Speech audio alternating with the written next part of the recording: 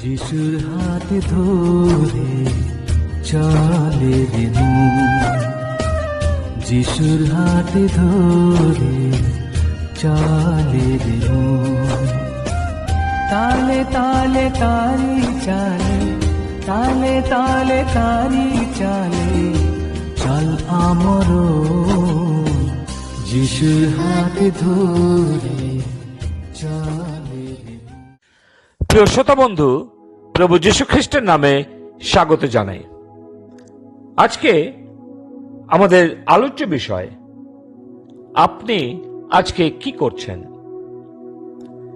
এর উদ্দেশ্য করে একটি পদ বাইবেল থেকে আমরা পাঠ করি, যা পাবো গীতসংগীত 117 তার 1 এবং 2 পদ। সমস্ত জাতি সদাপ্রভুর প্রশংসা করো, সমস্ত লোকবৃন্দ তাহার সংকীর্তন করো, কেননা আমাদের উপরে তাহার দয়া মহৎ ও সদাপ্রভুর সত্য অনন্ত কালস্থায়ী। তোমরা সদাপ্রভুর প্রশংসা করো। ফ্রান্সের এক মধ্যবয়স্ক ব্যক্তিকে একটি গৃহ নির্মাণের কার্যের জায়গা পরিদর্শন করতে বলা হয়েছিল, যে কর্মচারীরা তাদের কার্যের সম্বন্ধে কেমন অনুভব করছেন। তিনি প্রথম কর্মচারীকে দেখে জিজ্ঞাসা করলেন, তুমি এখানে কি করছো? কর্মচারী তার দিকে তাকিয়ে বললেন, আপনি কি অন্ধ? আমি অসম্ভব বৃহৎ প্রস্তরগুলিকে পুরানো একটি অস্ত্র দিয়ে কাটছি এবং একত্র করছি, যেমন আমার মনিব আমাকে করতে বলেছেন। আমি প্রচন্ড রৌদ্রতে ঘেমে যাচ্ছি, আমার কোমর যেন ভেঙে গেছে,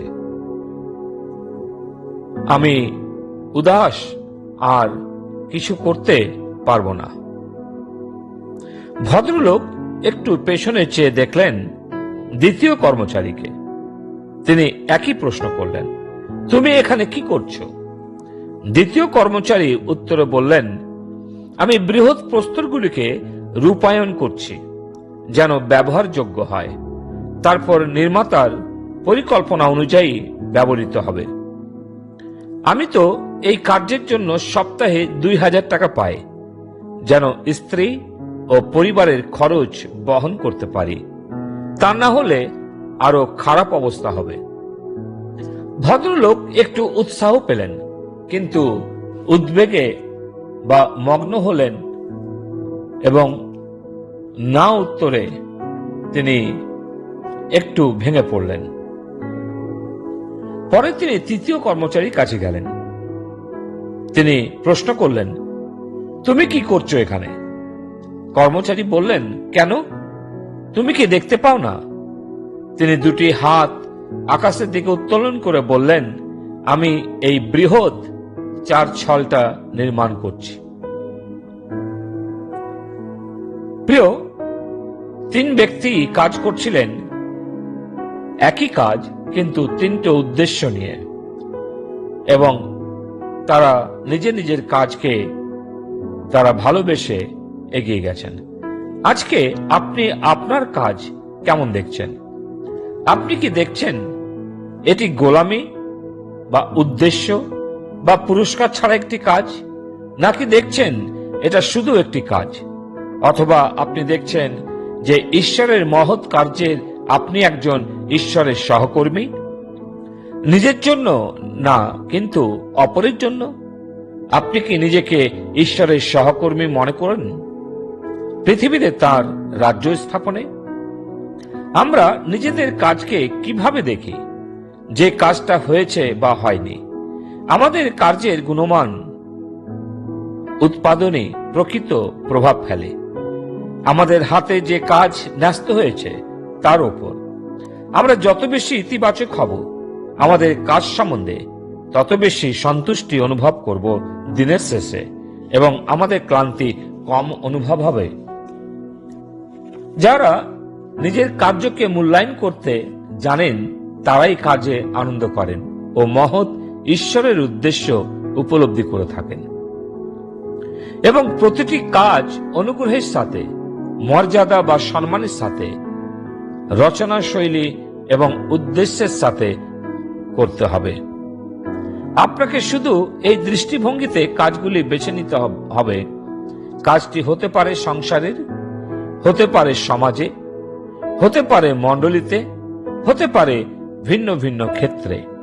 কিন্তু আপনাকে ঈশ্বর দত্ত যে কাজ দেওয়া হয়েছে তাতে আপনি বিশ্বস্ত আছেন কিনা, আপনার উদ্দেশ্য পূর্ণ হচ্ছে নাকি ঈশ্বরের উদ্দেশ্য পূর্ণ করছেন, সে বিষয়ে আপনাকে জানতে হবে।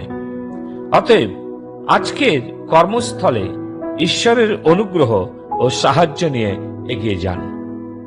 সাধু পৌলের মতো বলুন, যিনি আমাকে শক্তি দেন তাহাতে আমি সবকিছুই করতে পারি, যা ফিলিপিও 4:13 লেখা আছে।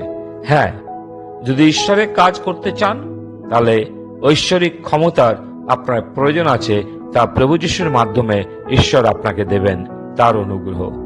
ঈশ্বর তিনি সাহায্য করুন আজকে আমি কি করছি তা যেন আমি বুঝতে পারি। ঈশ্বর তার বাক্যে আশীর্বাদ করুন।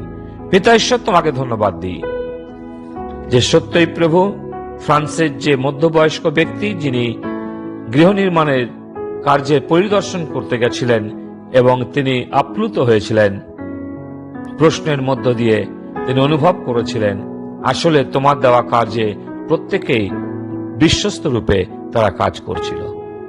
প্রভু, আজকে তুমি আমাদের বিশ্বস্ত করো, যারা তোমার কার্যে রত আছেন, যারা সংসারে, হতে পারে সমাজে, হতে পারে মণ্ডলীতে বা ভিন্ন ভিন্ন ক্ষেত্রে, প্রত্যেক জায়গায় যেন বিশ্বস্ততাকে রক্ষা করে সে আশীর্বাদ করো।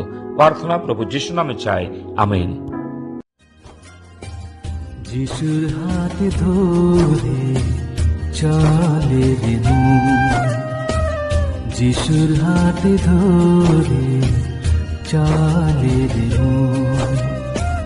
তালে তালে তারি চালে, তালে তালে তারি চালে, চল আমরো যিশুর হাত ধরে